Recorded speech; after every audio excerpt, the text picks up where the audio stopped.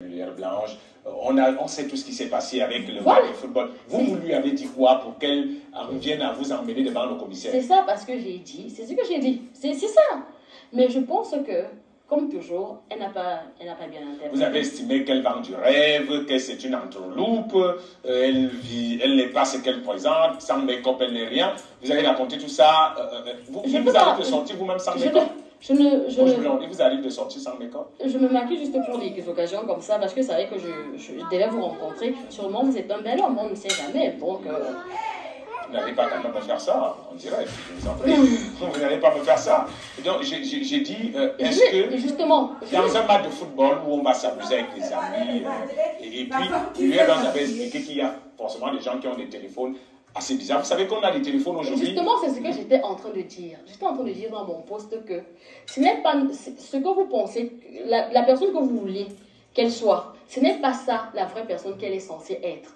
Elle est censée être comme ça dans son plus simple appareil pour que vous puissiez l'apprécier. C'est ce que j'ai dit.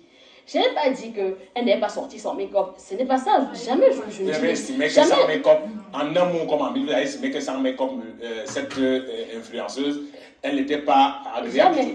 Jamais.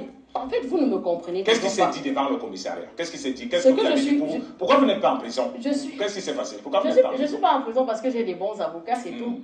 C'est tout simplement parce que j'ai eu des bons avocats. Vous avez eu des bons avocats? Oui, je vais vous dire.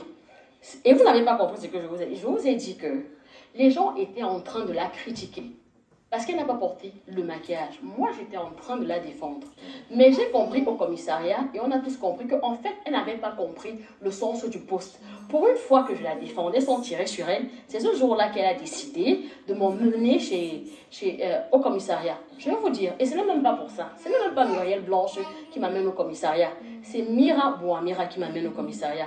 Quand Muriel Blanche était son Algérie, elle a dit « Oh Muriel, on va faire tomber la côte blonde. Viens, elle passe son temps à te critiquer. Viens, on va aller déposer une plainte et tout. » Pourquoi? Parce que Mira Cosmétique, pourquoi vous parlez de Mira Cosmétique?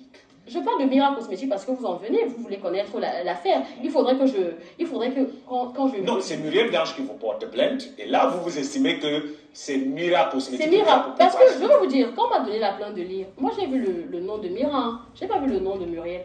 C'est quand je suis arrivée au commissariat que j'ai dit, mais elle m'a porté plainte aussi, la petite. Donc, vous voyez un peu la chose. En fait, je dis, bon, pour Mira, je savais que c'était une petite revanche, c'était une petite... Parce qu'elle se disait, je vais travailler avec elle. Et comme tout bon Camerounais, quand vous travaillez avec une personne, vous ne pouvez pas porter critique à ce qu'ils font. Parce que quand c'est sorti, j'ai dit... Est-ce que vous n'êtes pas... on va laisser l'épisode du commissariat. Coach Blonde. Oui, mais est-ce que pour l'épisode de Muriel Blanche et Mira Cosmétique, vous n'êtes pas finalement... vous-même vous le dites, une aigrie, une fille qui a des choses assez rouges. Quand vous voyez Mira Cosmétique, sa réussite, elle qui vient encore d'ouvrir un restaurant, vous vous dites, finalement, est-ce que moi, Coach Blonde, je suis né dans un mauvais pays, je suis né dans un mauvais mois, est-ce que j'ai fait quoi à qui pour être toujours en retard? Est-ce que votre problème, ce n'est pas ça? En fait, qu'est-ce que vous appelez la réussite? Hein? Vous appelez quoi la réussite? Parce que... Mira Cosmétique pourrait dire qu'elle a réussi dans son domaine. Muriel Blanche peut dire qu'elle a réussi dans son domaine. Attendez, monsieur Raoul, qu'est-ce que vous appelez la réussite? Parce que, et c'est ce que je dis souvent, on a plusieurs... Vous avez votre manière à vous de concevoir la réussite. Et moi, j'ai ma manière à moi de concevoir... Dites-moi, la vôtre, c'est quoi? C'est quoi avoir réussi dans la vie, c'est quoi? Avoir réussi dans la vie, c'est de garder... pour la postérité, des choses qu'on pourra utiliser plus tard. C'est-à-dire quoi? C'est-à-dire quoi? Si peut-être. Comme, bon, je vais même prendre l'exemple sur vous, je ne vais même pas parler de moi. Vous êtes un grand journaliste. Demain, quand vous ne serez plus là, on dira, cet homme, il a vraiment changé le monde du journalisme, il a apporté des innovations, il a changé les choses, on voit le journalisme d'une autre façon grâce à lui. Il avait cet art de mélanger, de manier le... C'est ça la réussite pour vous? Oui, garder des choses pérennes dont les gens pourraient s'en inspirer. Aujourd'hui, avoir une femme, avoir des enfants, et avoir une maison, c'est pas réussir dans la vie. J'ai bien dit, ce qu'on pourra utiliser plus tard. Vous pourriez ne pas avoir des enfants, mais d'autres, si vous aviez laissé un héritage assez solide en tant qu'homme de médias, on s'en souviendra de vous forcément. Être reconnu pour son job, Muriel Blanche qui est reconnue aujourd'hui, pas seulement au Cameroun, un peu partout en Afrique et même en Europe, pour son job, Mira Cosmétique qui est célébrée aujourd'hui pour son talent dans le domaine cosmétique, je crois qu'elle avait un restaurant. Vous estimez que... Cosmétique, parlons de... Ce n'est pas réussi lorsqu'on reçoit la reconnaissance de tout un peuple dans le domaine auquel on exerce. Vous ne pouvez pas, et ce n'est pas de la jalousie, vous ne pouvez pas me parler de réussite. Moi, on voit la réussite. On voit la réussite après 30 ans, si on se maintient dans le même domaine. C'est après 30 ans qu'on voit une réussite. On ne peut pas dire qu'une personne a réussi en 5 ans. Vous êtes d'accord avec moi qu'on ne peut pas dire qu'une personne a réussi en 5 ans. On peut tout avoir en un an. Vous êtes d'accord également? On peut tout avoir en un an. Et on peut aussi tout perdre en un an. C'est vrai, c'est vrai. Mais quand vous lisez les histoires des empires du monde, ils se sont bâtis en 5 ans. On parle de réussite en 5 ans. Parce que vous dites, oui, la jalousie, la réussite, c'est pas comme ça que je conçois la réussite. Je vous ai dit de la manière dont je conçois la réussite. Quelque chose qui nous survit.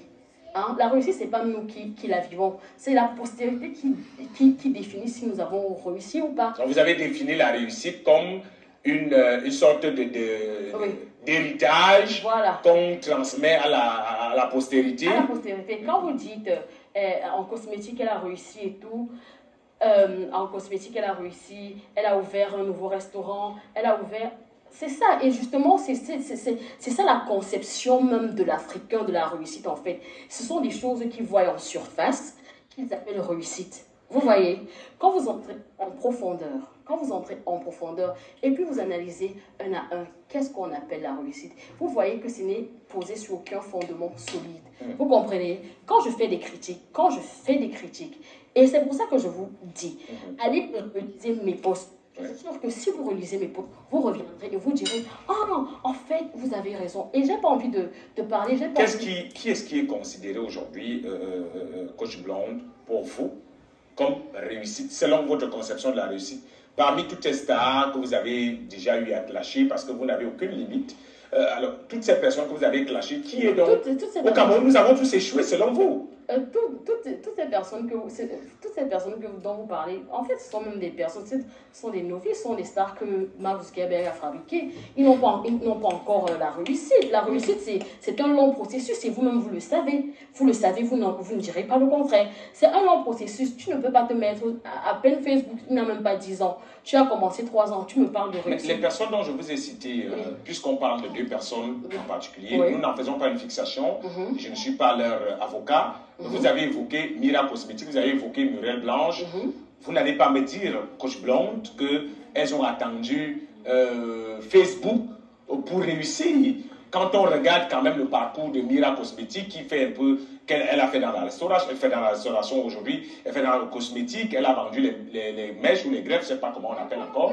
Vous n'allez pas dire que c'est Facebook qui l'a fabriqué. Monsieur Raoul, tout le monde peut faire ça. Tout le monde peut faire ça. On peut avoir des produits cosmétiques, on peut ouvrir un restaurant, on peut ouvrir... La réussite, c'est quand vous parvenez à maintenir aussi longtemps. Vous parvenez à faire quelque chose, à faire un empire on peut en hériter. Quand vous... Et je vous ai dit, je ne vais pas entrer en profondeur, vous voyez, parce que je ne voudrais pas blesser aussi les gens, parce que je pense que ça va être choquant, parce que quand vous dites que je suis aigri, je ne vais même pas en profondeur pour pouvoir bien les... En 5 ans où on est en train de construire son bonhomme de chemin, comme je le pense, je le crois, que toutes ces stars que vous détruisez en longueur de journée sont en train de construire une carrière. Est-ce que vous pensez qu'en 5 ans, 10 ans, elles méritent un tel procès alors qu'elles sont dans une phase de construction pour qu'à la fin de leur carrière, elles puissent donc léguer cet héritage à la postérité? Justement, quand on veut léguer quelque chose à la postérité, il faut avoir des fondements solides. Vous comprenez? Il faut avoir des fondements, il faut avoir une bonne philosophie qui permet à ce que vous maintenez votre empire jusqu'au bout. Parce que si vous faites des choses juste comme ça, si vous faites des choses à la hâte, parce que je vois quand je dis ils font des choses à la hâte, je vois comment ils essaient de manager leurs entreprises et tout et tout.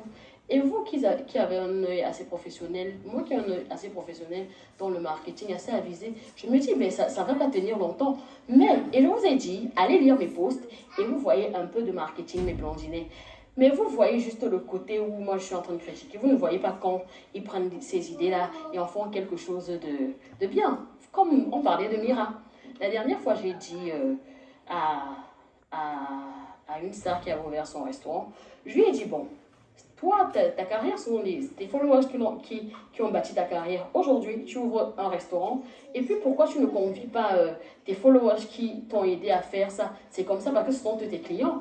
Parce que les gens de Dior, les hommes importants que vous voulez t'en séduire, ils ont déjà leur club où ils vont, leur club d'élite, où ils vont, ils mangent, ils ont leurs relations. Et puis maintenant, Mira, quand elle a ouvert son restaurant, elle a copié l'idée d'inviter ses followers.